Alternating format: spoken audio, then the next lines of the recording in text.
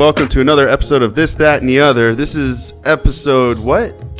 12? 13? 14? I don't know. I think it's 12? I don't know. But anyway, I am Sam. Oh, shit, it's 13. Oh, it's 13. I am Sam with... I'm Bryan. And with Bryan. Deal with it. Deal with it. So where'd you find that non-copyrighted music? Oh, on the tubes of views. Thank you to... YouTube. Oh, well, I guess you should at least shout them out since they're using. I said the people whose music you're using. See me? I'm gonna start. God damn it! Dreams by Joachim Karud. Royalty-free music published May 20th, 2016. Mm-hmm. The official website is audio. All right, you're right. Oh, okay. You're right. I think it's episode 12. Okay. No. I think it's episode 13 because we did 2 after James. Lucky and one James 3. was 10, and we're 1-3. Yeah, I always said my lucky number was 13. People were like, "Oh, are you trying to be like weird?" But no, I was born on the 13th, so I guess that is a lucky number. It is kind of my lucky number. Maybe I'm unlucky because of that. That's a good way to look at it. Yeah. I'm trying to be. You're trying to really eat that mic. Push it towards like bend it. You have it bent. Oh, it's right here. It's right here on the edge. I know, but right there. Yeah, but that's the thing. It's not reading it from the top. I have fucking towering. I have to speak like this. You need to fucking relax. I'm surprised you're hitting it at the angle. I'm hitting at this angle because I have a good turn radius and it's going right here. All right. It's getting it right. All right. Well, enough of that. Anyway, I was fondling my microphone if for the audio listeners. Did you the viewers with their ears? Did you tell them who we were? Yes, I said we're This, That, and the Other with Sam and Bryan. Do they know about our stats? Our stats? That we're number 1 on the comedy podcast list? Oh, yeah, definitely. That's exactly where we're at. It's the only way they could have found us. Yeah. Anyway. So, all right. Let's get the good stuff out of the way. How was your week? It was good. There's a couple things that I want to knock out right off the bat that pertain with the week. Where's my numbers list? Yeah, so you should have had all that ready. I know. Well, I have it here, but look at this. It's all just like yeah. You need to put it in folders, people who can't see me. I know. But the thing is, half of these are like just thoughts and random jokes thoughts. And things, and like I don't have time to switch while I'm driving into different folders. It's all just one push, and then it's there. But so a couple things right off the bat. First, downloads in Hawaii. Oh yeah, who do we know in? Oh, here. Sorry. You're good. Here we go. Thank you, Hawaii. Woo! Hawaii Analaka Neho. That's Hawaiian for thanks for downloading us. Really? I have a buddy of mine out in Hawaii, and he's out there and he listened to us, and so thank you, Woody. And then a shout out to Reuben. Reuben's been listening to us from day one as well. Who's Reuben? So Reuben's a buddy of mine that I worked with. Oh, hi, Reuben. Hey, Reuben. I'm Sam. And so Reuben, the man with the plan. I ball with Reuben. Oh yeah. I shoot the ball with Reuben. I was semi-pro once. What? Back in the day, yeah. I wrestled. Or pardon me, I didn't wrestle. I played ball, basketball. That is. That's what we call it. Oh yeah, you totally have the height advantage. Out on the court. Well, there's a lot of people who didn't have height advantage. Think about Allen Iverson, the greatest baller of all time. What was that one dude that was in Space Jam that was like the smallest basketball player? He was in Space Jam with Charles Barkley and. I don't know. That was before my time. But no, not. Or that was after my time. I was a man during Space Jam. But yes, just a couple of people that I wanted to shout out to right off the bat. Happy 40th birthday to the mom star, Susie, my old ma. Mm-hmm. I just use this shit for shout outs, man. Shout out to our producer Jane. She just had her birthday. Shout out to Jane. That's something you could shout out. She's not here with us today. Shout out to the sex blanket. And the sex blanket. Yeah, she really liked that title, the last title, Sex Blanket Jane. Well, that's why when you look it up, it just says brand new sex blanket. Oh, okay. Because I have to start interweaving keywords into the title so that when people start searching them through the thing. How very PR of you. I'm on top of it. It's pretty amazing. And then I think because technically I still am signed in on this bad boy. And then, that's about it. Obviously, everybody else, Iowa's listening out there. California coming in strong as always. And then a shout out to Chase, who's been helping us out on the hardware side. Yep. Shout out to the Bogcast, doing their thing out there. Keith Obit going strong on episode 7. Go check him out. He's got a lot of cool people coming through. A lot more cooler than us. Is more cooler? It's cool. More cooler? I hardly know her. I don't get it. Do you like that? I didn't get it. All right. And that's pretty much it for my week. Just moving along, I guess. Just kind of work on those bruh. I did. You know, that's so funny. You're right. John just told me that. Yeah. All right, here we go. I'm gonna psych myself up mentally. Just give me a calm music bit, some type of meditation or something where I can. I think that'll be fine. Is that as loud as it'll get? That's what happens when you do non-copyrighted music.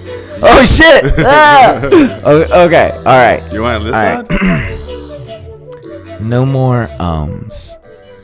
Ums are bad. You're flying through space. Don't get people too relaxed. Some of these people are driving to work. You need to wake them up. You need to wake their asses up. Close your eyes. No. As you're listening to this. I am actually pretty tired. That's why I'm drinking all this coffee. Don't pay attention to any You're hypnotizing of your me, surroundings. Man. Don't hypnotize me. And then wham. I don't trust it. All right. Fuck.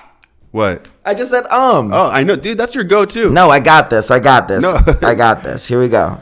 Okay. Well, the thing is that you have to work at it outside of the podcast, meaning like during. Well, I don't do when I speak to. You are crazy. To people. You are crazy. I mean, I think what I do when I speak to people. No, you are crazy.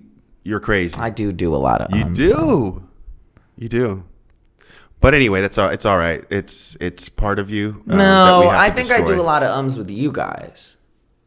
Think about when we had to think about talking with the people downstairs. There was no That was clean. No, that was just a bunch of rambling and like. It was just clean. It was clean. It sounds like But if I'm with it sounds like if the Terminator had a key list of things to say to strangers to get by. You've touched all of them. Like, that was the weather that was guys. Clean. You know it. A human would be like, No, a human would say, "Hey guys, how's it going?" Yeah, blah blah blah. Answer them. Yeah, they're blah blah blah. I know what you're talking about. I say with you guys a lot. You also have a predetermined set of things you say to people. But if I have to meet an important person, sure. You're right. I'm not saying that there isn't a list. There isn't a program list in everybody's head of responses to tell someone, "Hey, how's the weather? Hey, how you doing? You're looking great." Right. This, that, and the other. Yours are a little more colorful than most. Mine are great, but I'm amazing. I get it. I get what you're saying. But Mine are great. What I'm saying is, when it's okay.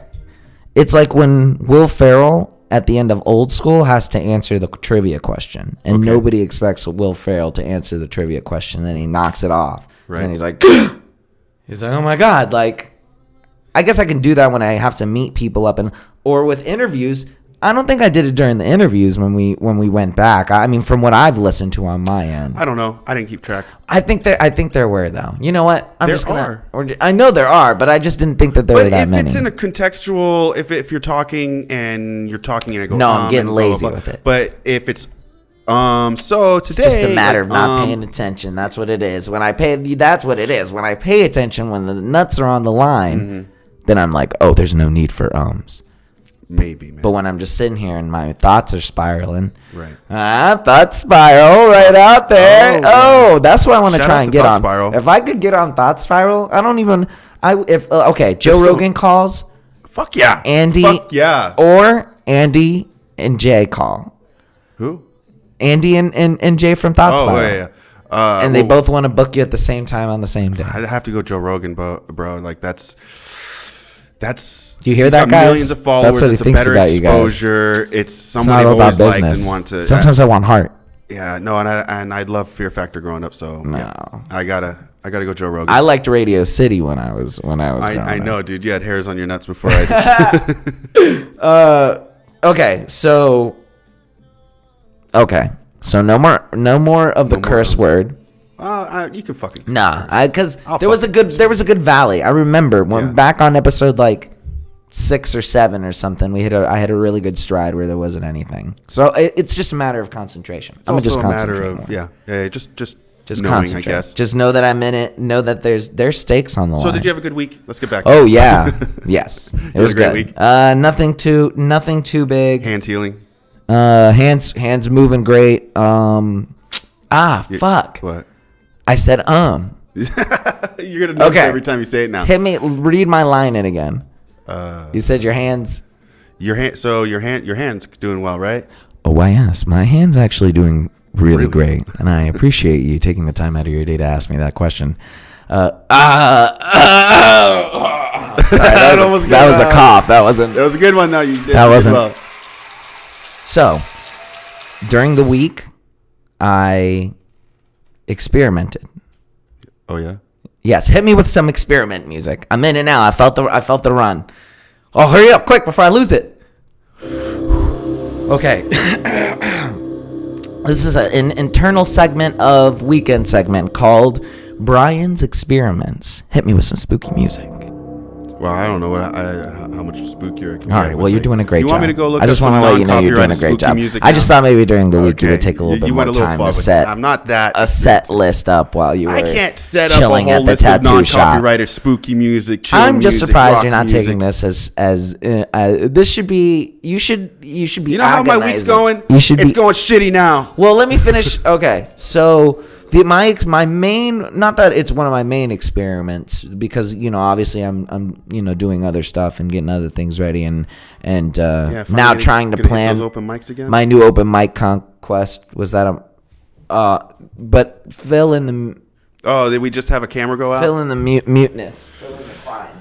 Well, since we're going back to the sex. Thank you. Am I allowed to say my week now? Thank you. Say your week. All right. So anyway, my week was good. You know what happened to me yesterday? And I thought, you don't have to answer me from back there. I mean, we know you're still in the same room.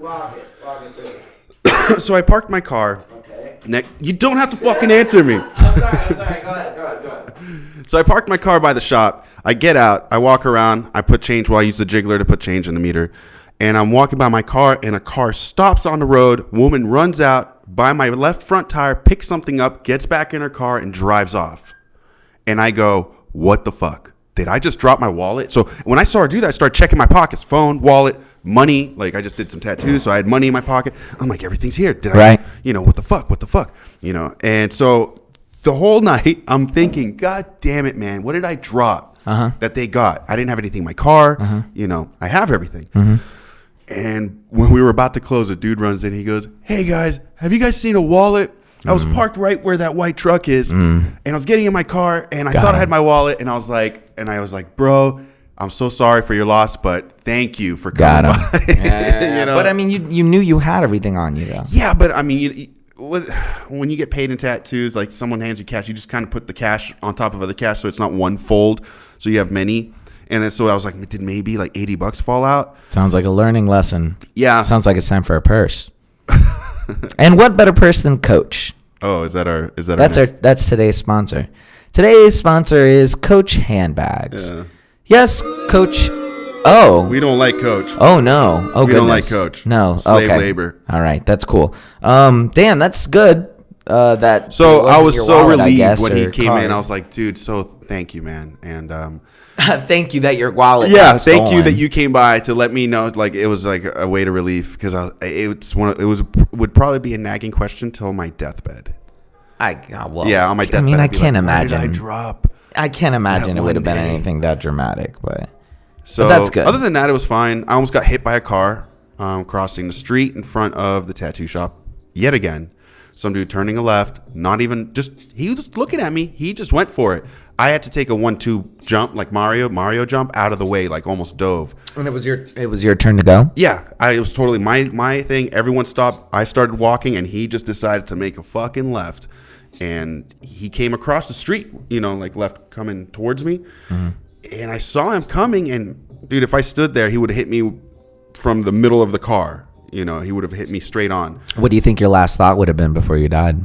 Mina. Oh, that's dramatic, dog. That's hardcore. So I landed in front of this dude, and he was like, "Oh my God, are you all right?" And I was like, "Yeah, man." I was starting, like, my hands got all shaky. I see the motherfucker who almost hit me stop at the red light, because there's many little red lights. You know, the streets are short. Yeah. It's like every quarter mile. Yeah. I see him stop at a red light in traffic, and I was like, I could have ran up and kicked his mirror off, but my gut dropped after I saw him. It was like my gut dropped. My hands were shaking. I was just like, whoa. And I just didn't give a shit. I just walked to the shop, kind of like, what the fuck? And everyone in this intersection was like, oh my God. You can see them looking at each other. You still can see that? Like, dude, it was close call. Like, I felt the car win. Like, it was nuts. But got you. Yeah, it scared me. So now when I'm crossing, I definitely keep track of what's going on. I'm not on my phone or anything like that. Could have been yelling, Mina.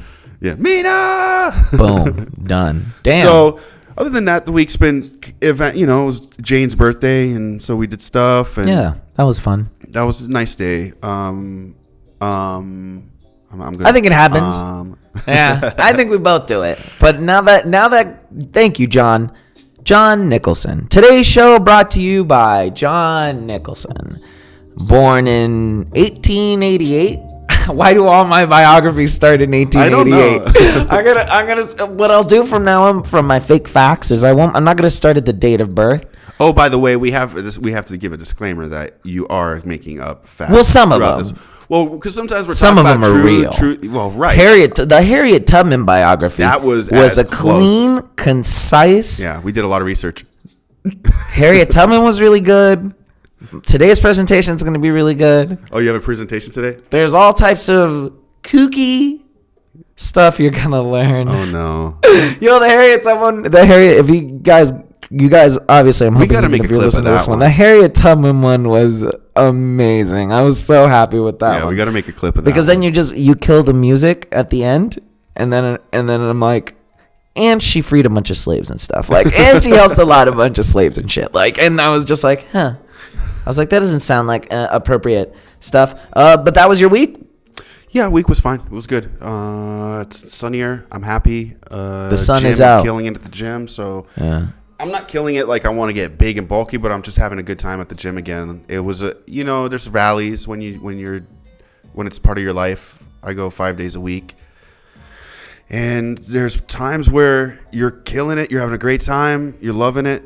And there's times where you hate every minute of every pump and you wish you didn't have to go. And why the fuck do some people have perfect genetics?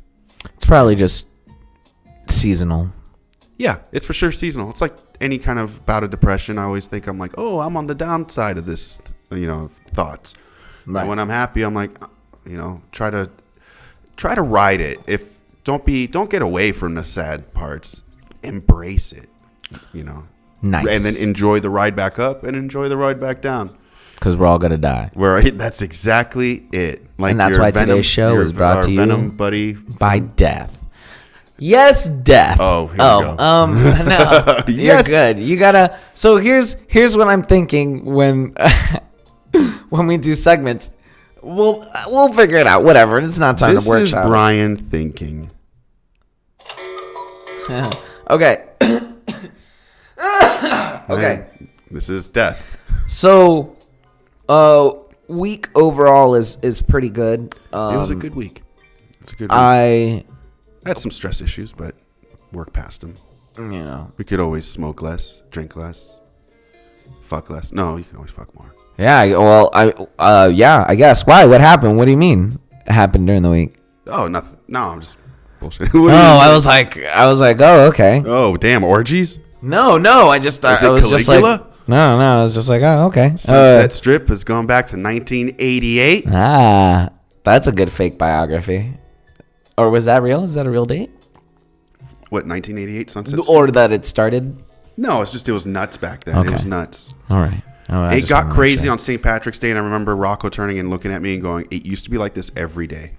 Every day. Debauchery. The hair band days? Hair band days, yeah. Even all through the grunge days, through the mid-90s, it was about the boy band era that started. Right. Yeah, when things got away from bands. Mm-hmm. But yeah, the hand's getting better. which means I can get back. You're jerking off on with that hand? Yep, back to the right handy. The weird nubby. No more left stranger. You're tired of the stranger? Fuck. No more left stranger. Hands getting better, so I can actually grip things, which is good. I am it's getting ready to hit now that everything's back to being comfortable, and as far as numbers and rents get all set up and everything's good to go. We were able to get these episodes and the audio are out. We need to get fucking advertisement. Now we're working for our because we're just advertising for free right now, which is messed up. No, Coach for sure is like they did. Think about how much stuff that has been bought through this 12 people who are listening to us right now. I guarantee you, Reuben's out there buying Coach bags. Who? Reuben.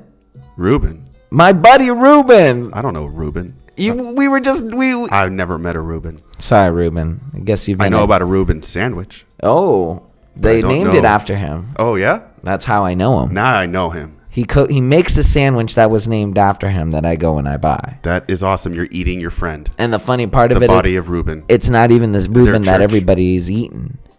What? A real Reuben is different than corned beef and sauerkraut. Really? Yeah. Little known fact.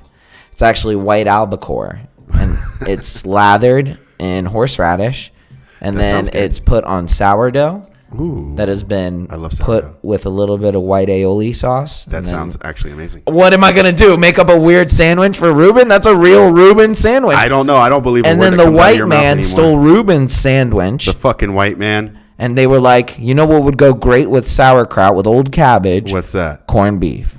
That sounds about right. On rye. I like it. Because the guy's brother had a rye bread company. So they called him Mr. Rye. And they took it from him because Reuben was banging the rye bread guy's wife. Yeah. And so he was like... Because she was hot. And all Reuben ever wanted was a sandwich named after She was a little doughy, but she was hot. Ooh, that's a good... that was... And you even had the pad to set yourself up to... I don't need a laugh track. Those are always I have good, a laugh track in my head. Those are always good. Fuck, okay, the week. Okay. Other than that, we're just getting ready for the open mic kind of routine that I was in before. Yeah, so how many times a week would you go? About 3, whenever I could manage it. Because and again, everything is about the money. I have to always make sure that I hit a certain amount of hours and a certain amount of rides make sure your rent's paid. So that's always going to be a priority. But for the most part, I'd say I get in a healthy 3. It's usually, one on Sunday, and then one on Wednesday, and then one on Friday. Because the major ones to go to, there's a little insider track for you guys. The major days to go to, the 3 big ones, which are the Improv, the Laugh Factory, and the Comedy Store. Those are fucking, I mean, these Mondays are motherfuckers that you're going at too. It's not like some little comedy club. Right, so it's strings, it's lines, you know what I mean? Yeah, and so you're getting there. It's like waiting for a pair of Jordans. So you're in there, you get the sign up starts at 6 or 5. They open doors at 6. So that means you line up at like 3:30, 4 o'clock, and then you just wait there and wait to get in there. That's nerve-wracking because if you're doing a comedy club in buttfuck nowhere and you could bomb in front of people, you're like, these people, fuck them. But like when you're at the Comedy Store and there's other comedians, there's other people and prospects and people fucking who's been doing this for years. Right. There's a different level. So. And especially when you're sitting there waiting for hours on end on a big line, and then when your shit's up, you're just like, ugh. Yeah. So definitely, I agree. 100%. So I didn't want to make it sound like I was being like, had context on like how fucking difficult this is. No, absolutely. When you guys, if we had the podcast, can you imagine if we had started the podcast in Arizona before we came out here? I mean, I don't think we would have been anywhere more than anything else, but. No, but we definitely we would have had more people. I have more contacts. More people and contacts. So many more contacts out there that it would. You know what we should do? Let's move to Arizona. Start the podcast out there. No, that damn. Oh my God, we're still tripping. We're still tripping in your kitchen from 3 years ago. Right. From eating those on fucking mushrooms. Like, no, and then come back. And we're like, oh no. And you're like, what's wrong with you, man? And I'm like, you don't remember the sex blanket? Okay, so, and then I see sex blanket everywhere for the next like 3 or 4 years. Like everywhere that I see it, it's like 23, the letter 23. But yes, so that's pretty much kind of what it looks like. But for me, I like to hit the open mics just because I have to. Yeah, because we talked about it. Because getting the set up, like now that I'm kind of doing a little bit more, because I don't Finish it. For me personally, finish the thought. I know, right? My thoughts are spiraling. I'm getting on that show. I'm just saying. I'm getting on that show. Gone on 7 different thought processes. I know. I'm all over the place. I'm horrible. You haven't finished the sentence. For me, I'm starting to discover I don't like writing jokes. But that's part of the process. Well, no. I don't like writing like setup jokes. Like I don't like. I never have. I've gone back over even the reason why I want to do what I do and go up there or even do anything or even be in the spotlight because between you and me, and again, it's the reason why this Mentos Coke situation fucking works is because you don't like to, if you don't have to deal with anything, you would rather not deal with people. You would rather just deal with yourself. That's just cut and dry. It's just the way it is. Like, I would rather deal with people up front. Like, I still like being alone, but I'd rather be the one who's up in front and dealing with shit and being the grunt and kind of having to deal with the people because it makes more sense to me. So, and as I go back and I look back at the reason as why I'm funny and why people think I'm funny and why I'm even like, why am I even do this? Is because I'm not a chicken across the road kind of guy. Like, I'm a story guy. I'm like, hey, listen, like, this is something that happened to me or this is a particular situation. Yeah, I understand that, but even story people, like, let's just say Bert, for example, he's a total not even Bert. I look at Mike Birbiglia. Like, Mike Birbiglia is one of the guys that I really look up to. Like, he's someone that I feel like contextually, him and Dane Cook, Doug Stanhope. I like Doug too. Yeah, Doug's good too. They're stories. Exactly. So what I'm doing now is with all these notes and all the stuff that I'm taking down, and like I have to keep going back into my memory. What? You snuck that in? Ladies and gentlemen, for everybody who's right here right now, Sam has a huge peyote bowl. No, I'm just kidding. Yeah, he's about to do DMT on. So all of those guys, and again, you're right. You have to write a joke, but the reason I'm saying you got to write it is because even if it's a story and you tell your story, you could see the structure, and then even like a great joke writer will look at it and go, that one little bit, you should say it right before that bit. Pause on this part, so you can that's what I mean. Contextually see it. For me now, the part of doing it now that I'm associating it with the same way as writing a script or something like that is I have my ramblings. I have the outline, so to speak, that first part of it where you write everything from the beginning to the end. At this point, I just have to take those stories that I want to tell on stage, and I need to split them up the same way that I would do 10, 20, 30, 40, 50 page, but I have to split it up, right. Here's the setup. Here's the story. Here's the punchline. There's the execution. Yeah, and then So remember when we did improv, and you were on stage, and again, you're a quick learner, so we know that because we know that. But I know that because I'm a quick learner too. So when you get up there, you could tell there were people who couldn't hit the awkward. You know what I mean? Because they couldn't hit the pauses right to get that stuff clean, Right. And you went up there and you did a couple little things and, in an instant you get it because certain people can get it and certain people don't. That's the same way, at least that I've seen every open mic that I've ever gone to. There are people who go up to that open mic and they can feel the pause at that moment. But when you speak to them later on and you try and go, hey, let's look at notes. Let's go over jokes. Let's speak about jokes. There isn't a crowd. There isn't anybody to feel off of. It ends up being like here, I'm just reading you a Wikipedia thing. Like, here's my joke. And then the other person goes, oh, yeah, no, that's pretty funny. Like, or if you're lucky, you get another person like, oh, that's really good, homie. You know what I mean? But for the most part, anytime I've ever compared notes with other comics or anybody like that, you never get like the same reaction you would when you go out. You're getting the jitters. You're in there in front of the reaction, and then you're kind of feeling the whole energy coming through. Yeah, so. But there's still, I'm excited about it. There's still a science behind it all. There's still a structure. Literally what I just said. The wizard. I just said there was a structure. Right. But the wizard of it. No. I'm like agreeing with you. Right. I'm like adding to it, and it is a science. It definitely is. And if anyone's taught me that, was George Carlin. Like if you look at his biography and how he grew as a comedian and how he destroyed old acts and made a new act every year. Yeah. It's definitely.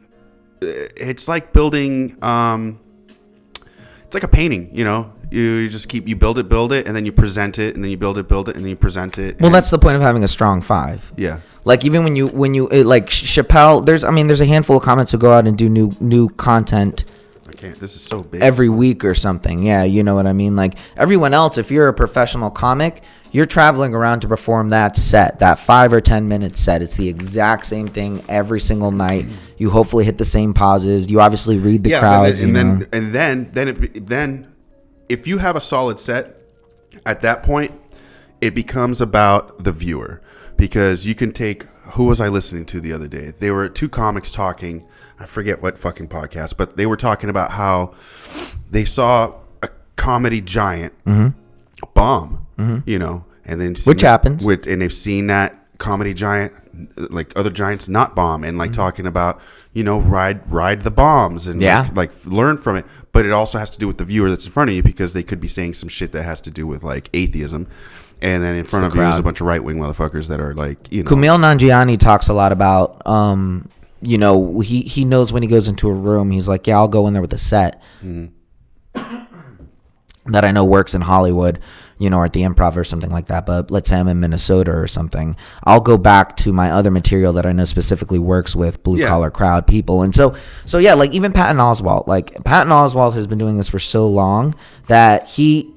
And the way that I've heard it, or people have described his sort of method, is that he does the rambling thing and he works his way up through the funnel, and then he has multiple sets sort of set up. So that's why he never runs out of material. You know what I mean? And obviously 20, 30 years of doing this is going to give you that. You know what I mean? Yeah. At this point, it's like so. It takes time, but I think at this point like my voice wise, I think like there's a lot of really smart people out there who like Jeselnik does that. Mulaney is another dude that I look up to as well. He's very Mulaney's clean. You can. Those are writers. Like those are clean writers who sit down and they're like doo.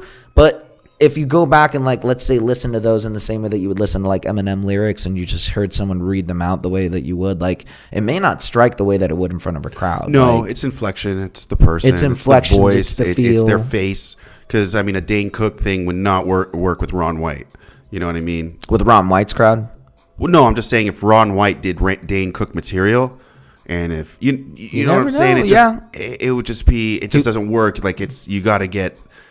But I remember Dane Cook being one of the very first people that I remember seeing doing his act, and me being like that's what I do. Like that is within a line of like what I do. Like at school, I would do that, and I would not emulating him, but it was something that I just naturally did. Like I naturally did that, and so when I saw him when he did the Shocker tour.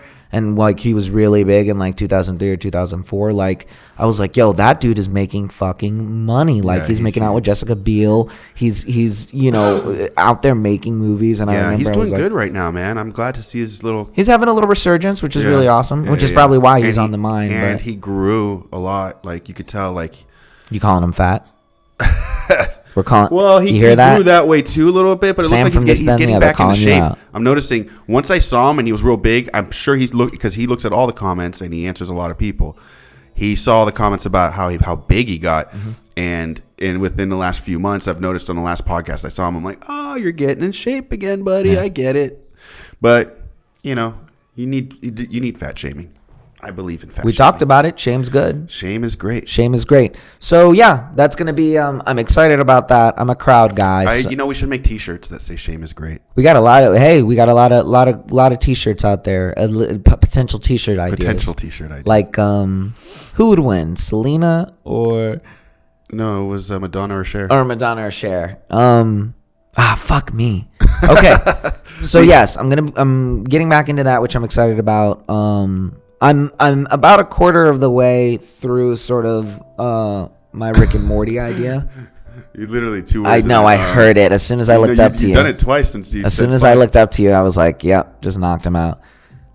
I'm excited about that one, just because again, it's interesting to kind of have to be like building a story about something that's already been created. I'm not winging it or making up a brand new story of my own. Like I have to stay within a certain guideline and sort of, you know, be within something that has already been established. So that's kind of fun, you know, I guess in that case. But I'm racking my brain. It's so tough sometimes. Like I hate writing. Like I love writing. It's fun. Like, but me personally, like what you need to do before you write is do 20 minutes of 2 10-minute exercises of free writing, free form writing. Yeah, just blah, let it all out. Yeah. Because then when you get into writing, I've noticed when I do that, already the valve of brain to typing is more open. Like it's almost like taking a good shit now Yeah.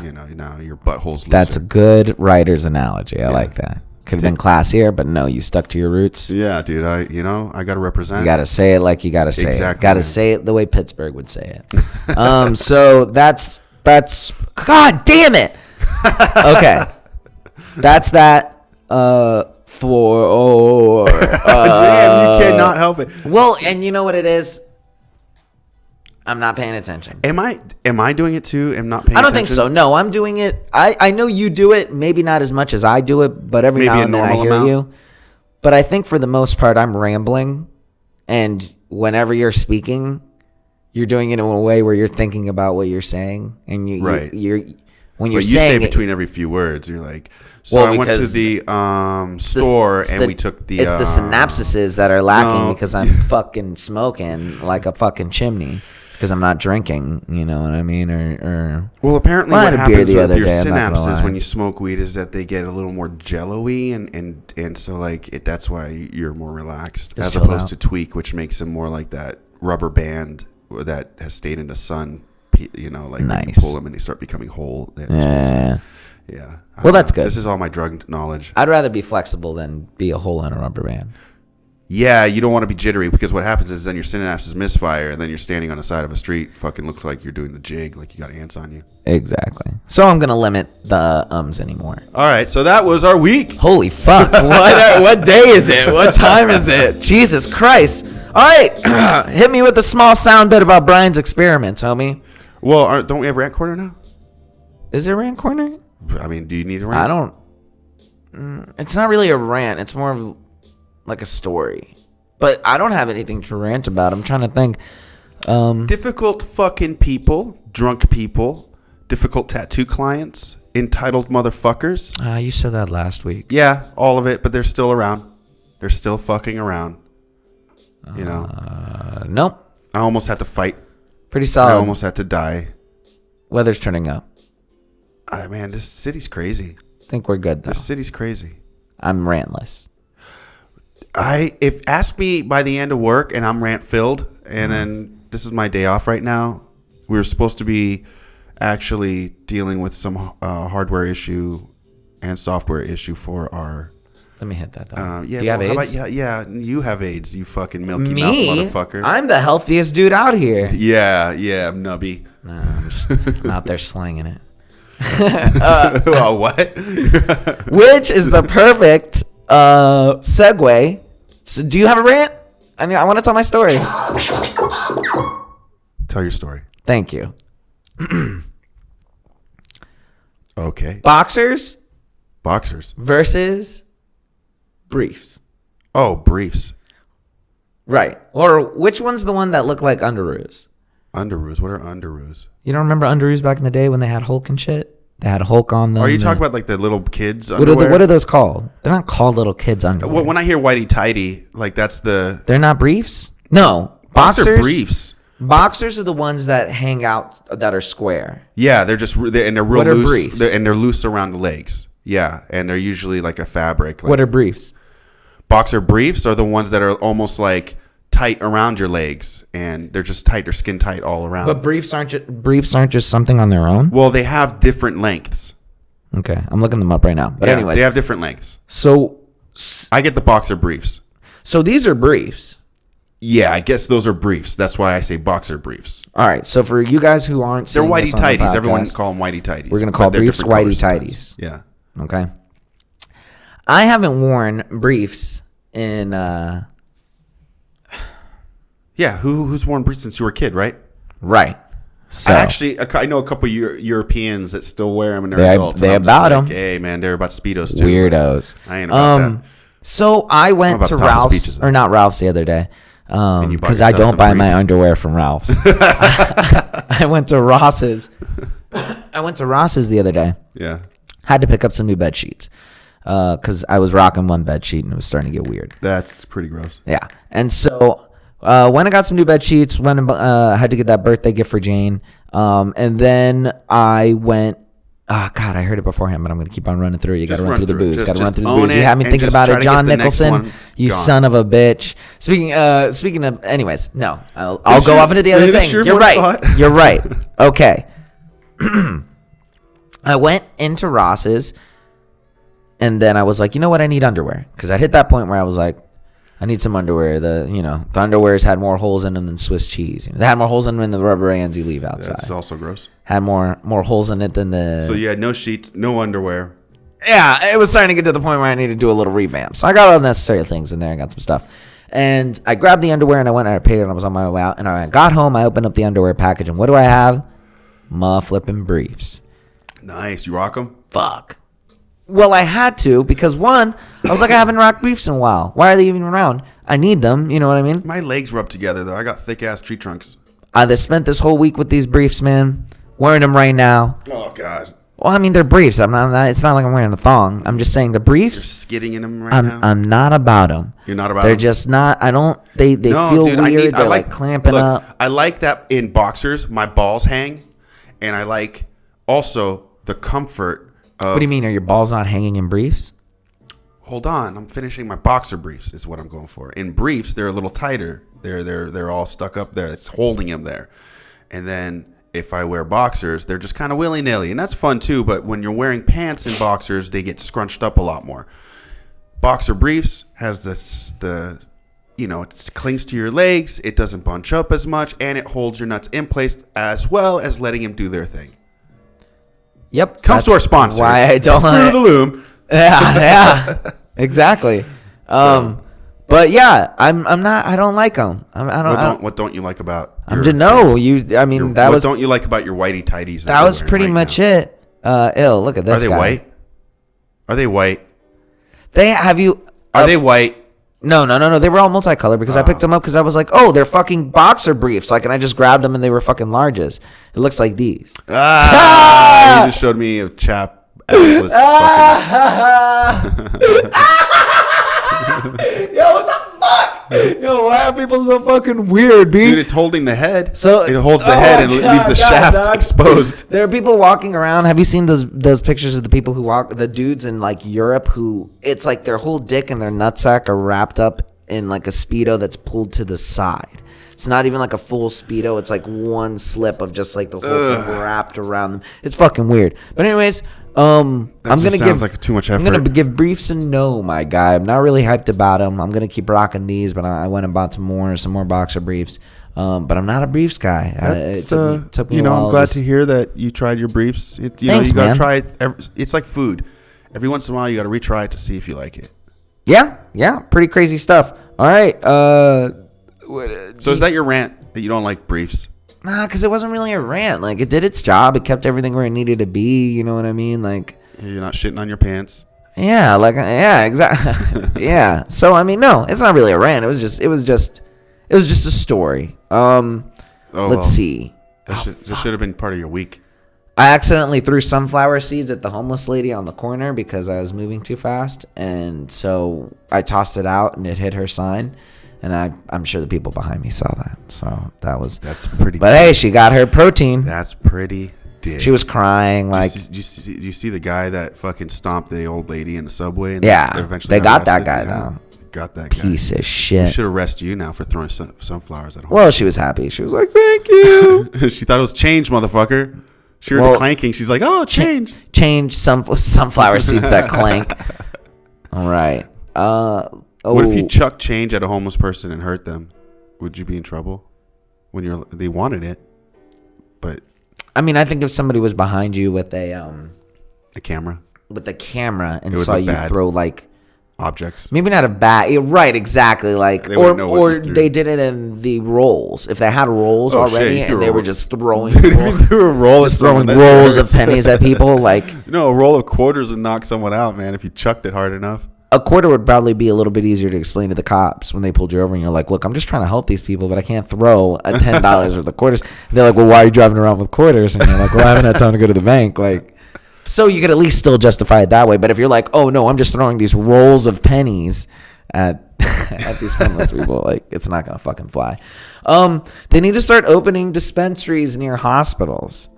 There's a dispensary up the street from this hospital. Or in hospitals, not around them, like in like the hospitals. Smoke at a hospital. You can't smoke at a hospital. You have to go across the street. They should have a smoking area then. Fuck. And they barely have a budget. And then you to just pay go the people down directly. to the hospital area next to the gift store, and there's a little green cross. And Or just get people vapes.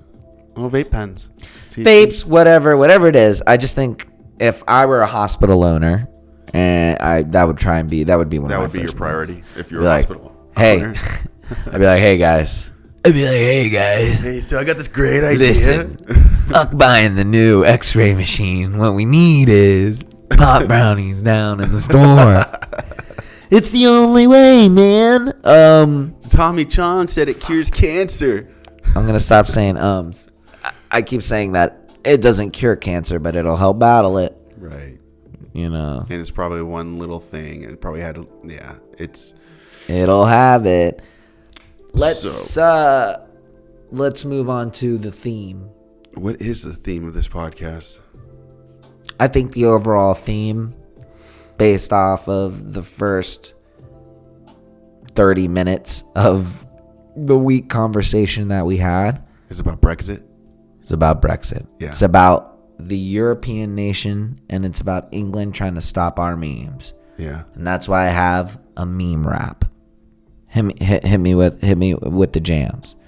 Well, different jam than that. That jam's been steadily in the back. It is a steadily. I just have to. Yeah, that was a nice chill music in the background. Oh, these are all chill. No, that's okay. That's better. It's just changed, you know. Yeah, well, we can go some low. This is my meme rap. Here we go. Oh, this is nice. All right, but don't look at me. You can't look at me. Can't look at me. Wait. Look at me. It's the only way I can do this. Hold on. No, okay, half look at me. But then every noun you need to look away. I got one eye closed. I'm looking away. Every time I use a preposition. Every 20 seconds, I'll look away. Every time you say a preposition. Every time I say a preposition, I need you to be like.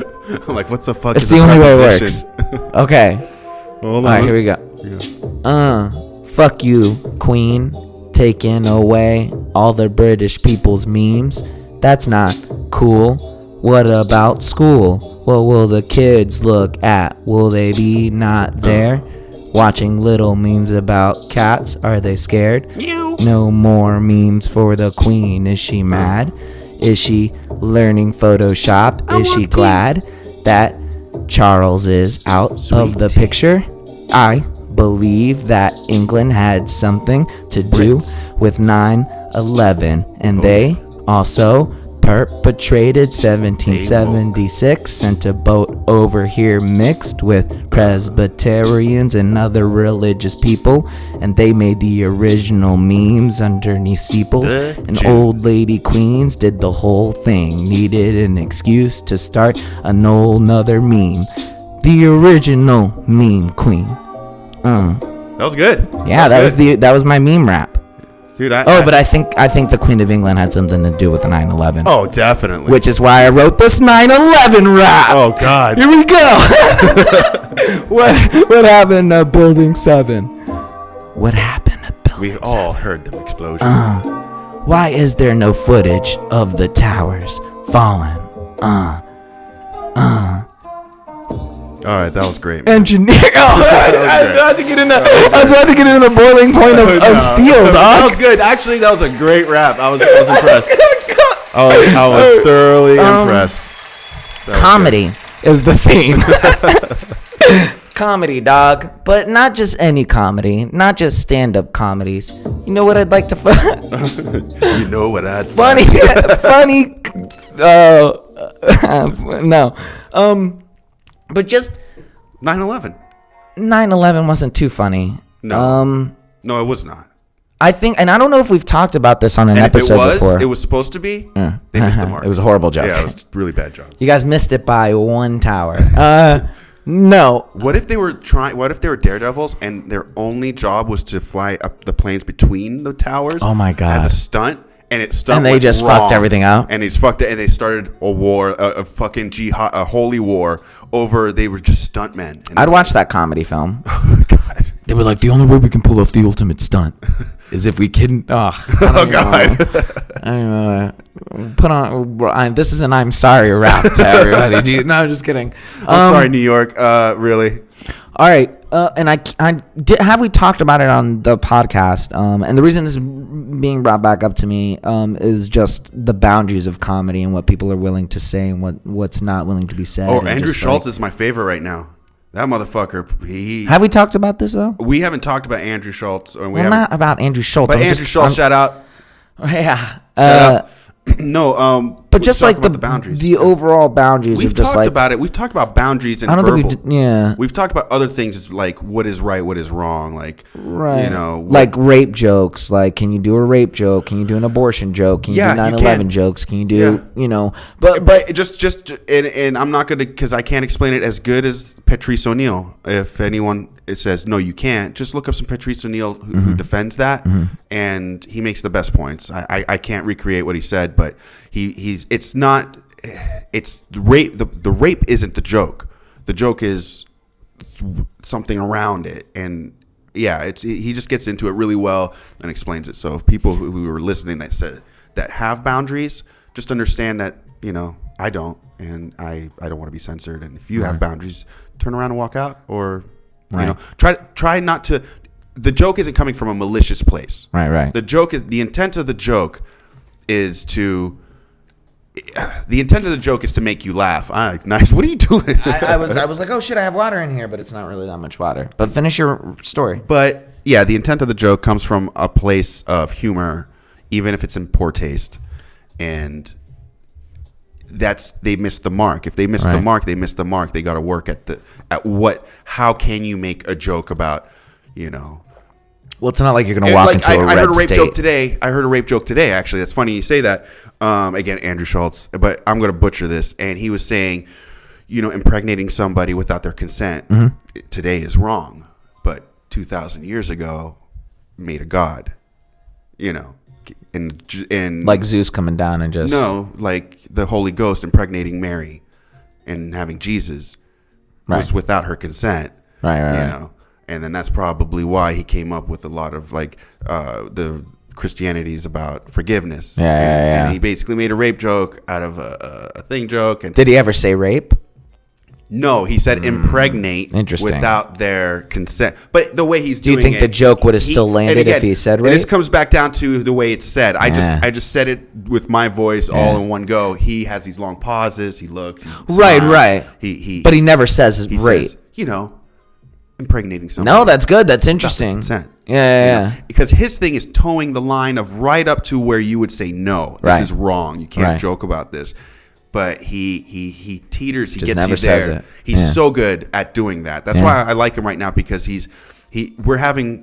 there was a tide forward of PC culture that's kind of now the people who are actually seeing the hypocrisy of it are pulling back a little bit. So I feel like comics and stuff it's coming all those back. Trump supporters want that in your face. No, the leftists are that in your face comedy. I think the left is harder on free speech than the right. I don't know, man. Come to some of these open mics, dog.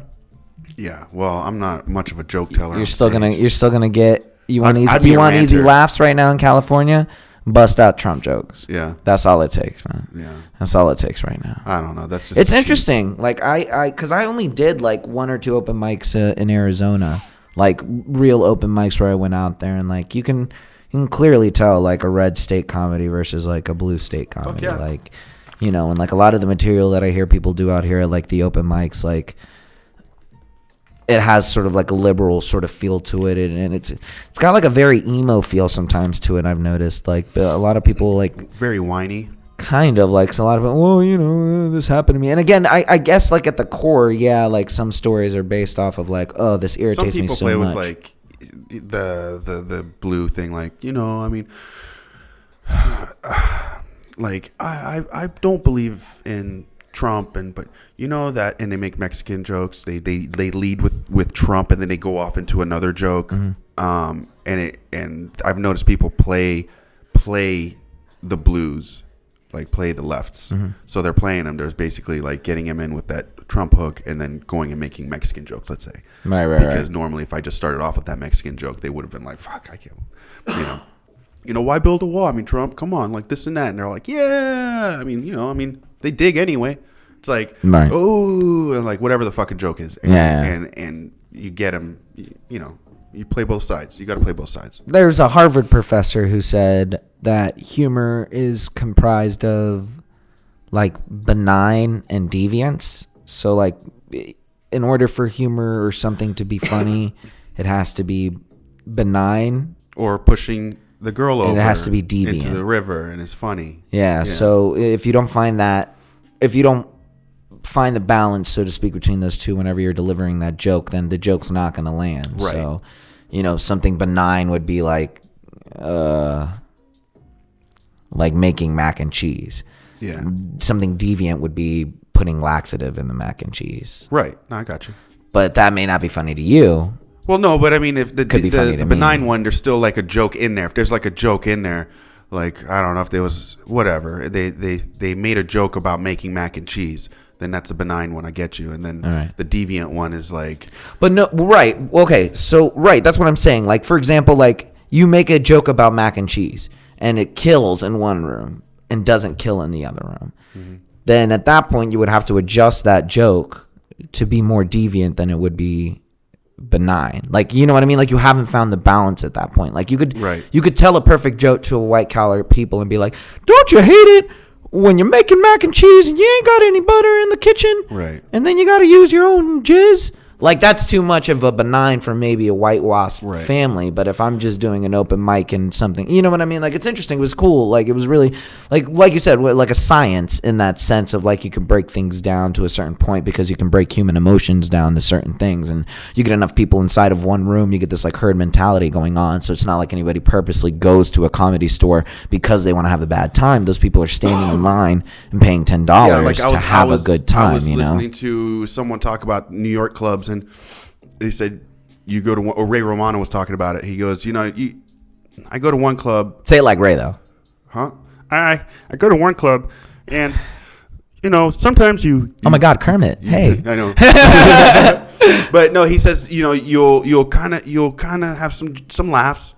But, he's like, you don't really feel it, and maybe you don't do so well in the next one. You're working on your material. He goes, but, when you want an uptick at the end of your night, just go to the Comedy Cellar. You'll fucking make it. You'll always laugh. You get laughs there. Yeah. And it's because of the room, like how everyone's closed. Mm-hmm. Like there's basically it gets that herd into this is where we're all together in this funny moment. As opposed to an arena where the air's open. There's no electricity. Mm-hmm. Well, there is electricity, but it's a different type of electricity. Yeah.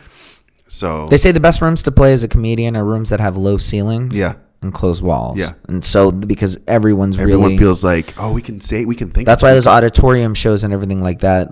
You have to be a certain type of comic to pull something like that off. Yeah, for sure. To do that. But I mean, eventually that's always the dream. But yeah, you'll hear some of the biggest stars say that. They'll be like, I like it when I go to fucking the Chuckle Bucket or some shit. You know what I mean? The tiny ass room, the dark Acme in Minnesota. There's 30 people in there. I love. Yeah, I always hear Joe Rogan when he's talking with other comedians, and they say, "Oh, you play that one room and fucking butt fuck." Yeah, they start comparing rooms and stuff. Yeah, I'm really excited about it. I had so much fun when I was going back out there and trying to get my toes wet and sort of understand how everything was going. And I think it has a lot to do with like being around with people and stuff. And really, just because I don't have, again, I'm going to start going to money, man. It's always the money, man. Because I want to go to the Groundlings. I want to go to UCB. Like I have the time to go and do all these things. It's finding time to make enough money to do it. Well, you could always put some money aside, slow down on the weed because you go through a lot of weed. You go through a lot of weed. You know what I need to do? What? We just need to find abundance of it. Well, but the logical step would be to try to save money that you could give to the Groundlings. Put it in a little jar or something. And then you take now a couple have classes. Just kind of like me with this class, man. This thing was $500. I didn't have $500. I'm paying it off. But he's letting you do installments? Yeah. Oh, that's good. Yeah. I had to give $100 down deposit, and then now I got to. That's good. I think this coming week they're expecting $5, but if not, I could give them. So anyway, I spent money that I don't have on this thing because I believe in it, and now I'm also losing more money by being late to work on Tuesdays, and then I'm going Tuesdays, Wednesdays, Thursdays.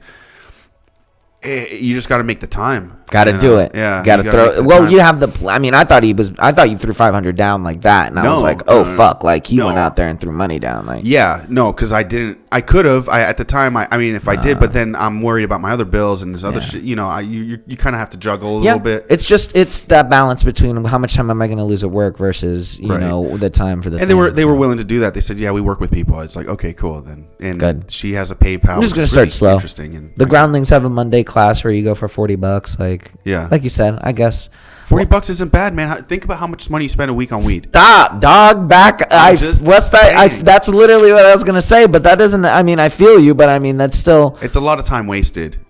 It's a lot of time wasted. It's a lot of time, man. Like it's a lot of time and money. I'm just saying, like, like. And they're always during the middle of the. But it's whatever. Again, this is part of it. So I'm gonna do that. The sun's back up. Yeah. We're back in it. Like I think that's what it is. We're back in it. The sun's back up. California's back, breathing alive. Like whatever you gotta say to yourself to put the work in, sure. Yeah. But yeah, you just gotta not lie to yourself. Yeah. You know, don't make excuses. I made excuses for a while, and I got mad at myself, and now I'm back in it. And it's waves, but you just gotta always stay on it. That's why you always gotta look at Instagram videos of The Rock.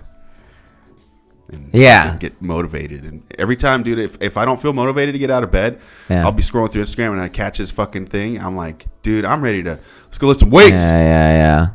Well, I guess, get this world. I think it's more about just I need a private jet. Dealing with that, on its own basis, you know. It was all a wave, really. I didn't want to really do anything after the hand had happened, you know. It was just. You could have made a comedy bit out of it. I wasn't really in the mood to make a comedy a bit about it. I had my comedy here. This is where I busted it all out and threw it all out on and talked about it and really dealt with it. By the way, we've come a long way because technically this would be our 20th episode. Including the secret episodes. The secret episodes. Well, yeah, it's just our preliminary episodes before we revamped it. It was kind of a soft opening, as one would say. And we tested a bunch of shit out. We were trying a lot of new stuff. We were getting we had a lot of stuff going on, but we've come a long way.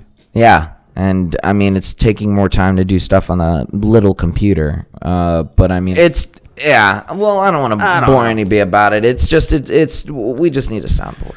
We do need a soundboard. We should probably get a GoFundMe so that our that's 18 subscribers can fucking that's the theme. Give us $1 each. A soundboard. No, I don't want to fucking do any of that. Okay. Any of that fucking no. You don't want to beg? Nah, it's some beggar shit. Good for begging? Nah, fuck that. I'm not about that. Somebody was talking about that the other day, where it was like everybody's essentially begging each other for stuff. Like it's funny when they do it for like potato salad, and they're like, "Hey, I want $500 to make potato salad." Or someone got in a car accident, and they're like, "Hey, you know." I mean, it's people's money. I get it. Like, it's people's money. I'm never going to tell you not to do. It's a good idea because, like I said, there's been a few where I thought that's a great one, and it's helping a family out. If I had the extra cash, I'd throw it at it, but you know, I don't. But yeah, then there's some that just take advantage of it. So I don't know. I'm not. I just thought it was funny that I don't know if I should say it on here. Anyway, one of my cousins who was totally against healthcare or free healthcare and everything. Oh, that's right. Yeah. Is now has a GoFundMe. Exactly. For his health bills. And I was just like, bro, so this is, you know. Like I waited as long as I did to even go and deal with the fucking, like, my hand. Yeah, this is ridiculous. I just got fined $700 for not having healthcare. And it's like, how do you find You did your taxes? I'm doing them. Oh, you're doing them right now? I'm in the middle of doing them on the internet. Fuck, I need to do them. Yeah, I just last year I paid a guy $400. Oh shit, can I tell? Oh no, because I didn't get the Medi-Cal until this year. Yeah. Damn, I could have been like, I had Medi-Cal last year. No. But yeah, it's a $700 fine. It's like, how do you find people who can't exactly afford this? Like, I'm about to get my dog health insurance before I can. Like, you know what I mean? I need to get her doggy health insurance because she's getting a couple of little issues, and like, you know. You get a broken leg and X-ray and this and that. Next thing you got an $8,000 bill, and I just can't afford that. Just YouTube it. $40 a month, and they essentially have a $200 copay. So if everything, like you get an X-ray, it's $400. So and everything after that for the month is free. So you can go to the end. The doctor visits are free. Or, you know, somebody had a $14,000 bill I saw, and fucking it got all taken care of because they had dog insurance. Because they had dog insurance. So it's really just gotta have a fine line. And now she's getting at that age. She's getting issues. I found a lump. Like I'd rather. I feel ya. And I'd rather get her health insurance before me because mine would be crazy expensive. Yeah, but you're you. But I'm not taking it away from the dog. I'm just saying. Even though people have health insurance, I'm noticing they're getting fucked by bills too. It's not taking care of bills. Right. Okay, you're not paying $100,000. Oh, but you have to pay $8,000. Okay, I don't have $8,000. That's why I pay fucking this much. Stop going to the gym and pay for the insurance. Right, but what I'm saying is the free healthcare thing. It's like you just spend your taxes. Sure, your check looks small, but you can go to the doctor anytime. Yeah, I guess. Time, guys, I don't get it. Yeah, I'm close to a libertarian, but when it comes to healthcare, I think that should be a government issue. Everyone should be taken care of. You want your cattle healthy. You have a fucking vet on site. You don't charge the cattle. Yeah, but I mean, not all the cattle are doing everything. I'm just saying, well, that's why. Yeah, there's a lot to it. I get it, but that's why you should sterilize your kids. I think we should sterilize. That's why we should be one kid like China does. Do you believe in eugenics? Yeah, dog. Yeah. Fucking change that shit. I don't give a fuck. I feel bad about it, but it is what it is. Did you hear what the guy who found out the strand of DNA, the guy who found it and was the big scientist? He's an old man now. They're trying to take his PhD away because he says the most in this culture really wrong shit. He says, "Oh no, he's the gay community, this thing, that thing. Those are abnormalities." He's find him. He goes, "Those are genetic abnormalities. Y'all boys got something wrong in your genes." But is that what nobody wants to hear this. He's like an old German guy. A little older? Oh, he's an older German? Old. He's 90, dude. He's 90 some years old. Certain things in the genes. He's no. He probably sounds more like. I don't know if he's German. Don't quote me at the German part, but he's 90 fucking. He's old. But is that a person is born with a certain. You just sound like a villain. Abnormality in their genes. What are we listening? Perhaps you are born with a deficiency in your brain. No, so he's basically saying that everything is, that was in genetically. We're supposed to be doing this one thing to keep procreating. That's what we're designed to do. Right. Anything that veers off of that is a genetic abnormality and should be put down. He says you can take care of it. Oh yeah, by weeding it out if you. If you kill the baby. He's older. I get how our minds are blown. It's evil. What he's saying. He's just stating fact. He's just stating he's just an old German scientist. I don't know if he's German. My grandfather fact. He's if he's not saying do it. I didn't believe he said do it. He's if. He said, if we were to make this a national program. Genetics. It's like making broccoli and cabbage. And back in the day, it was, what the fuck is broccoli? Here is the perfect version of cabbage. And blonde hair, blue-eyed cabbage. With a few snips, I can change the world. And you're just like, fuck, Grandpa, you're old, bro. I need to get some more water because I'm getting dry. Fill the silence, dog. But no, it was interesting that they're trying to take away his PhD for just stating a fact. There's genetic abnormalities, and not that there's anything wrong with it. And I don't give a shit what anyone does with their life. It has nothing to do with that. He was just talking about when you look at it under a microscope, this is what we're looking at.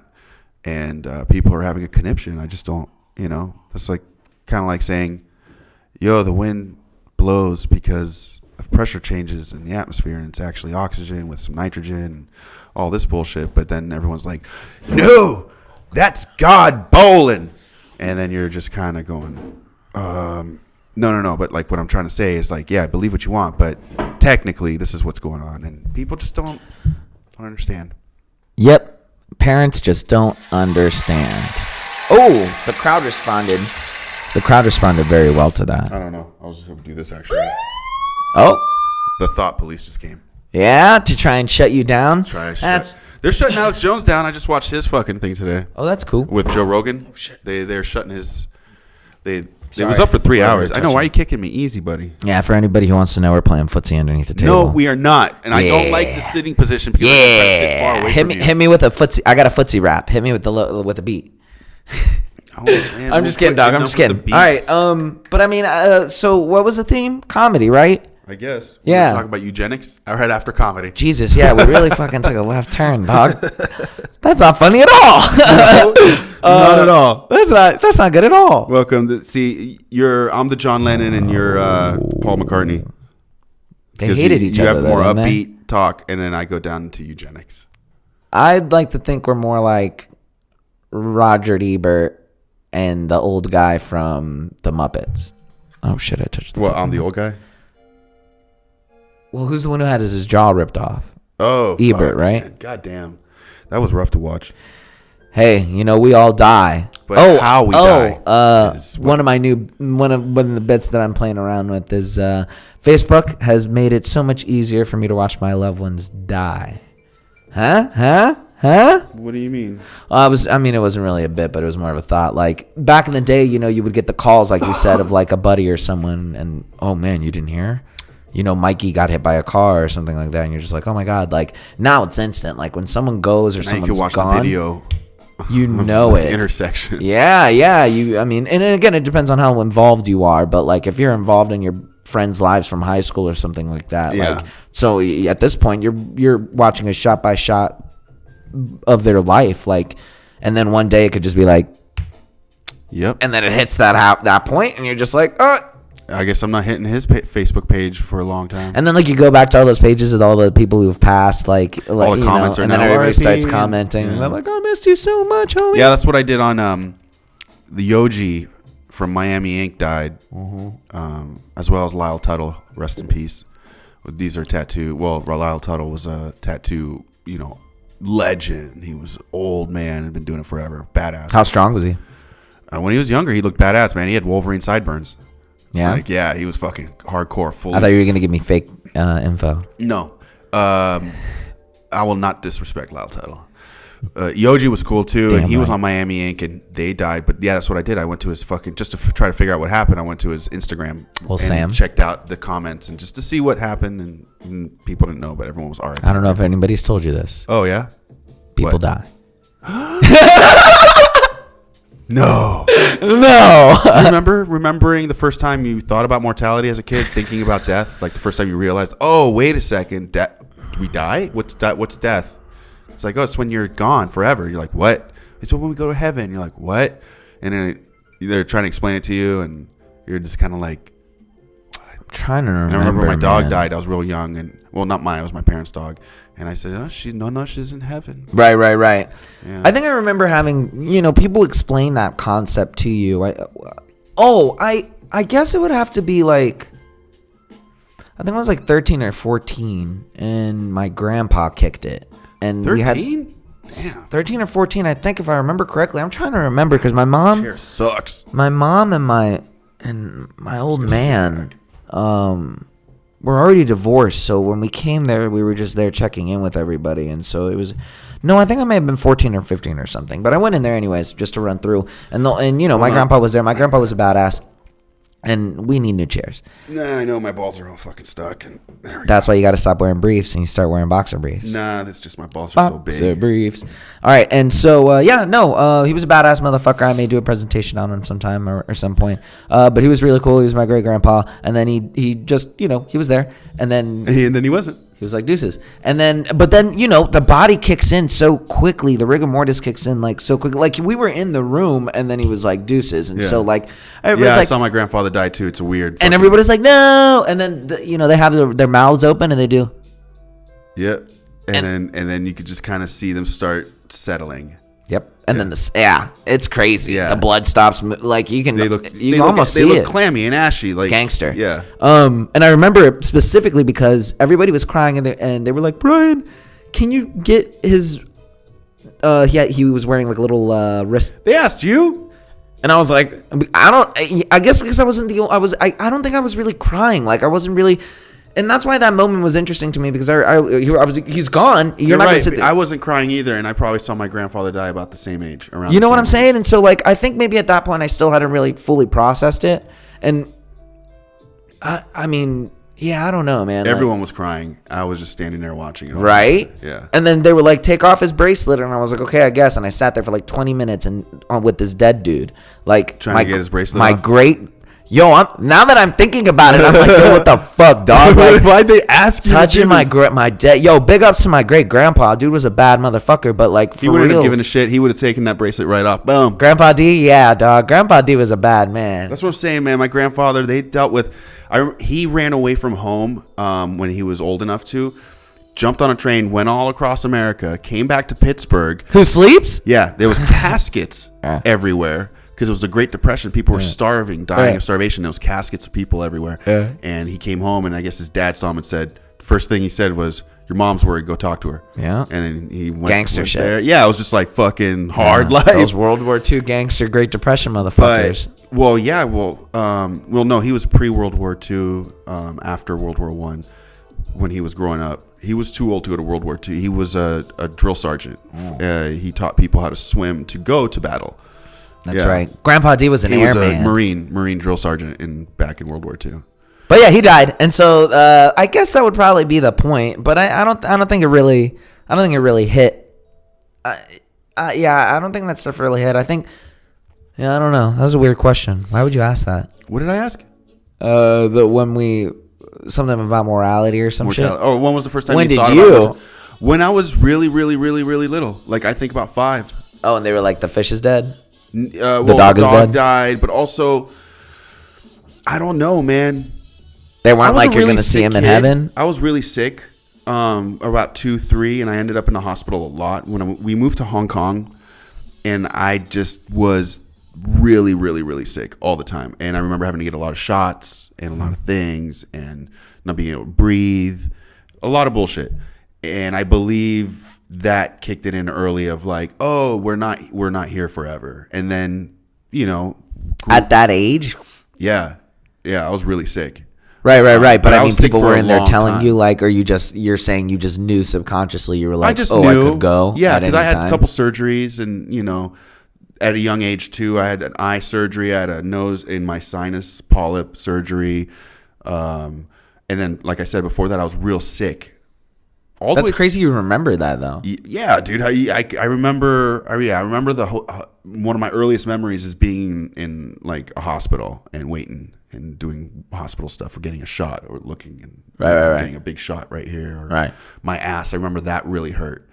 And I was probably 3. Yeah. But I just knew that there was this, like, I wasn't doing well. By the time I was 5 and then 6 and then the dog dies and everything like that, yeah, I thought of mortality a lot more. And then also my mom was Jewish. My dad was Catholic. I was in a Muslim country. Everyone was talking about it differently. So I had a very outsider weird. I had to figure it out. I figured it out all on my own by, I don't know. I always feel like an outsider when I talk about politics, when I talk about religion, death, God, all that stuff, because I've always felt like, oh, there's so many different views on it. I kind of noticed there's a lot of bullshit in between. What are you talking about? I don't know. What are you talking about? I'm rambling. You're just rambling. Okay, well, I was like, mortality. And your point? That's that mortality, man. There's no way to define it, but yeah, I thought of it and a lot early on. I think my mom hit a bird too once, and it died, and she was like crying, and my sister was crying. But yeah, I don't know. Yeah, I cried over animals young. I used to see them get hit in the street in Istanbul. Yeah, and you would see. I remember a cat getting hit, a dog getting hit. I've watched them get hit. Yeah, it was rough. Yeah, that's I would cry and like it was. I think maybe everybody is a little bit more aware of that than they think they are. You know what I mean? Like, I think, like you said, like, maybe people just know instinctively, like, the way that a dog knows, like, something's wrong or... Oh, yeah. Yeah, did you see I think we're always hyper aware of death. Did you see that fucking raccoon that was crying over the other raccoon that got hit by a car? No, but I did see the one about the rabbit who was crying and then it started... started banging the dead rabbit. He might have been trying to revive it. He was like, come on. I bet. Hey, you don't know. Maybe that was panic mode. Maybe it was like, what is going on with my friend? We're fucking. See, wake up. Hey, And it's sad. that's a hell of a, that's 6 degrees of fucking right there to Did you connect see all that those. monkey that gave the other one CPR and heart compressions after he got Electrocuted? in India? Didn't he survive too? Yeah, and then he kept fucking moving him around, and And he was actually having sex. He was trying to have sex with them, and it just wasn't working. He just doesn't know how to do it because he's a stupid ass monkey.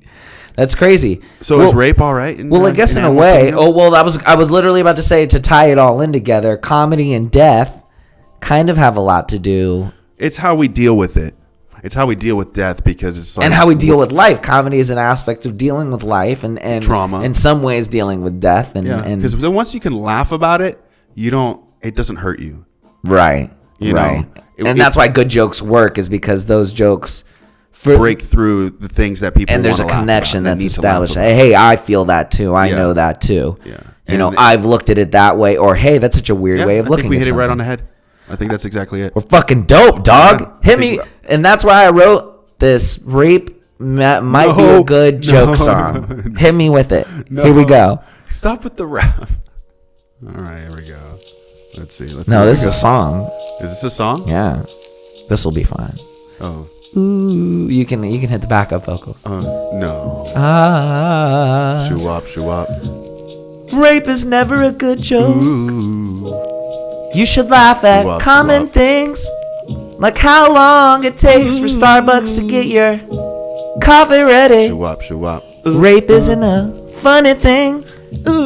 It fits in with 9/11, Shoo the up, Spanish shoo up. Inquest, Shoo the up, shoo up. Holocaust, the internment of the Japanese people. Rape was never a funny joke. Look at Cardi B. Now she went out and drugged all those dudes, and made them have sex with transsexuals, and stole their money. Oh my God. And that's not funny, Watch out, dude. because rape's not funny. Don't It's get like a drink 9/11 or from the Spanish Cardi B. Inquisition.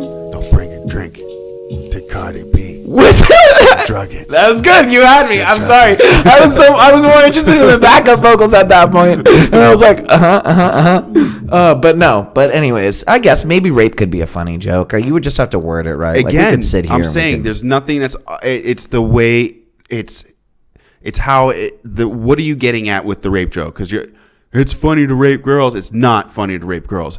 It's the situation and joke. It's the situation and joke.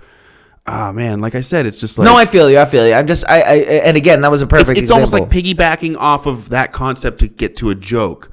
You're not doing a joke on rape. You're piggybacking off of how terrible rape is and making a joke on something else about the aspect. I think the safest avenue when you're trying to make a joke like that, I think as a man, if you were to go up there and do that and still be able to say, because I'm trying to think you could walk up there and go, the Here's first what thing I- you can say, I was raped. I was And either going start to off with that. So it'd be like, I cannot, which I wasn't, guys. Disclaimer. I guess. But just be like, I went to prison. I got raped. Here's a rape joke. Yeah, I And guess- then people be like, oh shit. You can't say anything to him. That wouldn't work. That'd Because be like a black guy doing black jokes. my overall goal is to be, not my goal, I'm saying the overall objective of my question is to say, can you stand on stage and utter the words like rape as part of the joke? The N-word. Can you go up there? Well, and say Pryor went up there and did it. Who else had a really good bit? Louis C.K. has Louis a bit where he CK, goes yeah. up there and he says Yeah, he the says N-word. it. And like, you know. I heard of a podcast or a get together with him, Chappelle, and all those guys, and he fucking was dropping them. Yeah, you know, so that you just have But with like. the hard R too. Fucking yeah. Do Not- it. Say it. I'll Oh, bleep it out. I'll bleep it out. Nah, you ain't getting me. I'm getting on that shit. I'll bleep it out. I'm getting it. No, dog. I could just say Apple and you bleep that out. say it. Don't say it. Don't say it. Okay, say Apple. Apple. Jesus, fuck, bro. Why would you say that right now? I'm gonna edit it now to make it seem. I didn't I'm mean gonna to. hit like a It's my whiteness just came out. 10-second long beep of this right now, and then I'm gonna go, oh, what the fuck, dude? Can't believe that's how you feel about Muslims. I could just say I'm not even gonna You're just put. gonna put I'm not bleep even it? gonna put the fucking effort into. No, fucking you're trying not to gonna bleep it? No, fuck no. That's why I told you not to say it, because then I have to go in here and fucking dig for it. But yeah, no. I guess I don't know. I'm not. That's not my objective as far as like going up there and saying like a rape joke. But I mean, there's a couple funny bits, you know, where you can go up there and talk about the lady. what do you professors. hit on? What kind of jokes do you do? I don't hit jokes like that. Like Well, what stories do you tell? just my stories that I situational? say about my life, like things that have happened that are funny to me. I talk about You don't do like your mom sounding like Colombian lady, like Bobby Lee doing his family a little bit here and there. You don't hit those. I hit my accents or my occasional stuff every now and then, but it's not a characteristic of like a. Like if I ever describe my mom, she's not like, "Hey, mijo, what are you doing?" Like, because that's not my mom. Doesn't speak like that. How does she speak? My mom, if I ever talk about the Dragon Queen, I think I was on the phone with her a couple times. She's just like she's just like I don't know. She's like okay, like it's very I don't know. Like you can do an impression of your mom. I can't honestly. Well, I can do an impression of my mom. What does she sound like? That's not what your mom sounded like. I'm just kidding. Like I knew your mom, and I'd be like, "Wait a minute." No. She would just obviously not with my deep voice, but she would. I can impersonate her. She'd be like, "I think that is ridiculous," because she's French, obviously. So she'd always talk up, and I don't know. I can't say I have that. She had a French accent. My mom. Yeah, my mom doesn't have an accent. No, she just sounds like she's Virginian. She's just a white. Yeah, she looks whiter. She looks like your color, just a little bit tanner. So that's why. You see that 80-year-old lady found out that she's white? Black lady? Yeah. Oh, really? Yeah, everyone just thought she was really pale skinned. Hey, she was married, had yeah. Yeah, my mom is super white. She's like a pretty pale Hispanic, like, and so like it always looks different. But no, I can't. Italian. But no, if I ever tell a story about like I tell a story about like the first time that my mom found out that I was really hammered and I had got locked into the bathroom taking a shit because I was drunk, so she had to get my stepdad to break the door down. Oh my god, they could have just let you you could have been hurt. Well, she kept on knocking on the door. Like I came home and I was like, "Hey guys," and they were in there watching a TV movie and I was like, "I got to go to bed." I remember opening the door and you being passed out on the floor. I kept banging your head so you woke up. Just like that. Yeah. So they opened the door off and I was there and the pants were off and so she was like, "Oh my god, what is wrong with you?" And I was like, I didn't want to tell them that I was out drinking. So then they called the cops. So like why'd they call the cops? Cuz that's my mom. So when I tell a story like that or a bit, like it's never like "Oh, mijo, I'm gonna call the fucking cops. Like they're gonna come and get you." Like when my mom says her lines in those things, she's like, "You little fuck! If you don't tell me where you were drinking at, I'm gonna call the cops." And that's when but she does call the cops in the bit. And in real life, she called the cops. And then the cops showed up, and I was fucked up on the sofa. And they were like, "So what happened?" And I was like, "No, I don't know." And she was like, "He's been out drinking, and he will not tell us where he was at and who he's been drinking with." And the cops are like, "Well, what do you want us to do, ma'am?" And she was like, I don't know. I don't know what to do with him." And I was just like, "I don't know what you guys are talking about." And finally the cops were like, "All right, ma'am, well, if you don't want to press any charges, like the only way." And my mom was like, "No, just let him go sleep it off upstairs." Like, and so, yeah, that's my mom was a fucking psycho, bro. Police officers. My mom was a fucking psycho. Is a psycho, but I love her. She's a good lady. Moms are all right. Well, no, my mom was real tough love too. She was really doting and I've been slapped in the face. But if she had a heavy like accent, then I would do it in that manner because I imagine Bobby Lee's mom has a heavy accent, like in. Yeah, I think they both her and her. What are you doing, son? What that sounded really Chicana. Yeah, I'm still stuck in that Hispanic mode. So, but no, that's pretty much what it is. Stories. I go up there, I tell stories about I shut an amusement park ride down once by accident because we jumped out before the ending and they had to drain the whole water. Why? Thing. Well, motherfucker, if you want to know, come to the open mics, dog. Come to my bits. Like I don't want to tell all my bits on all the people that are gonna come see you. That's what hey, you never know. No, we pretty much jumped out at the very end because I thought it would be cool. I was like, yeah, you know what we should do? We should jump off right here on the planks and walk out like a bunch of badasses. Like, and so we hopped out, and as soon as the second one of us jumped out, there was a dude who ran out from the booth. He's like, "Hey, what are you guys doing? What are you guys doing?" And we were like, we were just, and then he was like, shut it off. And the whole thing was like, wah, wah. And you just watched like the rapid river just start going down. And we were like, oh my God, we fucked up. Like, we fucked up really bad. Yep. And he was like, what the fuck is wrong with you guys? And then I was like, it's a good story. It's such a good story. I hate to butcher it like this. It's such a good story. It's so much better. I'm sure you butcher it on stage. It's so much better. No, dog. I'm telling you, man. It's good on stage. Oh, is it? It's great on stage. But anyways, all right. I mean, that's our theme. Let's get into a quick little game corner. Yeah, game corner. This is a corner for games. This is a corner for Game Corner. Yes. Now, as we know, Game Corner has been created specifically designed to put both of us on display, not only for the amusement of the crowds, but for the potential benefit from just not fucking up. So, thanks for watching and listening, and today's Game Corner is... Jesus Christ. Florida headlines. Do. Your what? Florida headlines. Oh. So what I'm going to do... Damn, your phone is so broken. I know. Just like my heart. Oh. All right. So as we know, Florida has some of the craziest headlines out there. Okay. Now, for me personally, what we're going to do is I'm going to read you off a headline. Okay. I'm going to obviously take the Florida portion of it out, but I will read the headline to you. And I'm going to have to pick which one's from Florida. Or one that I just made up. Right. Awesome. All right. Here we go. Okay. Maybe I should do the tension. That's what I was waiting for. All right. Here we go. Yeah. All right. Number one. Yeah. And I will say Florida man to confuse you. I'm sorry. I apologize originally when I said. Okay. So. I'm hungry. I'm sorry. You're right. Florida man is arrested after painting a mural out of his own feces on the side of a school. So he used feces to paint his mural, and that's very Floridian of him. Okay, next. No, I'm asking you. Did I make that up, or is that something? I don't have to pick one. Okay. Is that something that a Florida man actually did? I mean, that sounds like Florida, but that also sounds like fucking Hollywood. That also sounds like a lot of places that I know of. But I'll say yes. Yeah? Yeah. No, I made that up. Oh. I got you good. God, you so fucking Yeah, got you. Got you so good, you stupid motherfucker. Okay. Brian got me so good.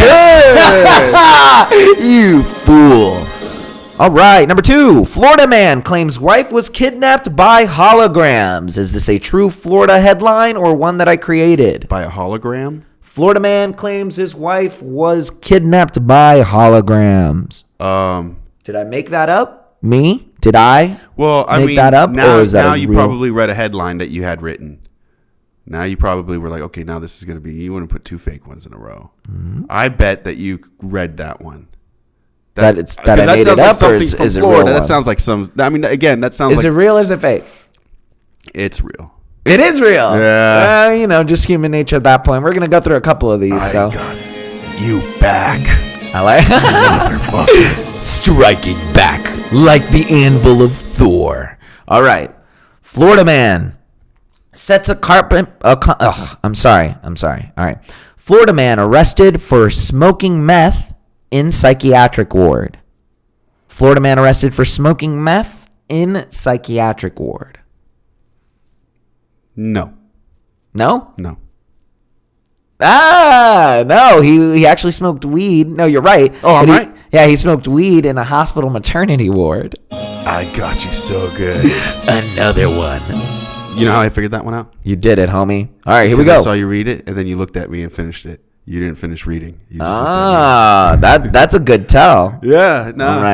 All right. Florida man spends 3 hours at the buffet and is arrested for not paying.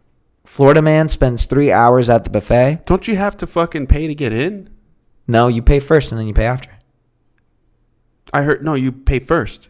What? No, you get seated. You're like, okay, what do you want to drink or eat? Buffet is when you go pick it up and you pick. It's as much as all. It's a buffet, right? So you go in there and then you eat. No, anytime I've gone to a buffet, they give you the tray, they give you the bowl, or either you sit down and like you pay, and then you pay like when I was in Vegas, I paid $50 and I walked in and it's all you can eat buffets everywhere, but everyone has to go and get That's themselves. Weird. No, like you go in like at Golden Corral, they'll make you pay first before you go in there to eat. But like at like China buffets, you'll go in there and you'll sit down and they'll be like how many people are eating, and then they'll give you the plates and then they'll drop the check off and you'll pay the check at the end. Oh no, I don't remember like that. No. Yeah, used to go into. I used to go. Not that I did, but you used to go into buffets and you would eat and then you would just leave, like try and down and dash on the check because they just they don't. Oh, I did that at Olive Garden. Well, anyways, that was a fake headline that I made up, so you found that one out pretty good because half of that was all fucked up. All right, here we go. Florida man arrested after urinating on in-laws' carpet during Thanksgiving gathering. But see, it could have been done in Florida. It could have been done in Florida, and then all you're doing is changing. It could. Like Christmas to Thanksgiving. It could. And that doesn't. No, you got to like come up with a whole different headline. It you can't could just be. add another word in this. But I mean, did I make that up or is it real? It's real. It's real? Yeah.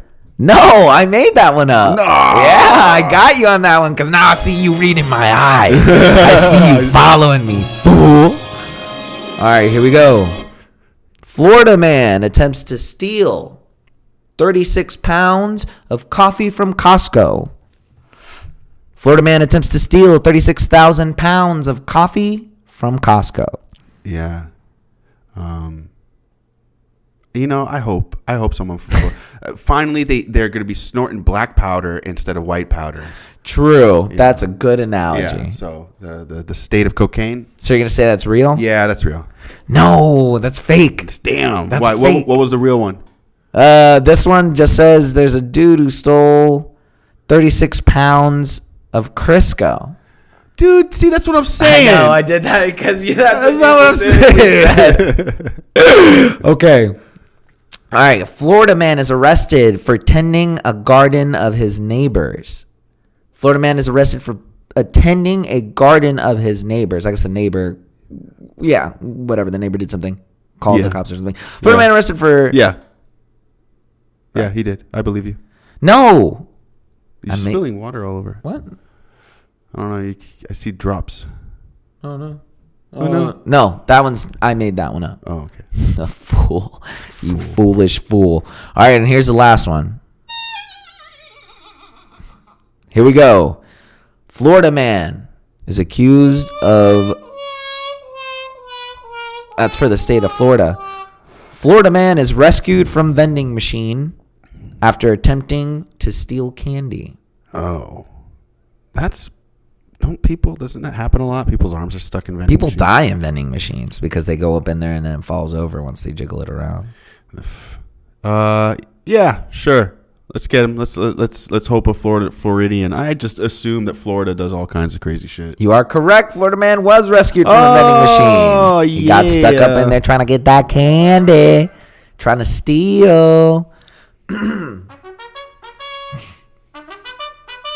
All right. Florida man calls 911 on local thrift store. Florida man calls 911 on local thrift store. Why? I guess it was because they were charging too much for their items there. Yeah. They weren't charging enough? I made that up. Nice. You couldn't tell because of the confidence in my voice. All right, last one. Here we go.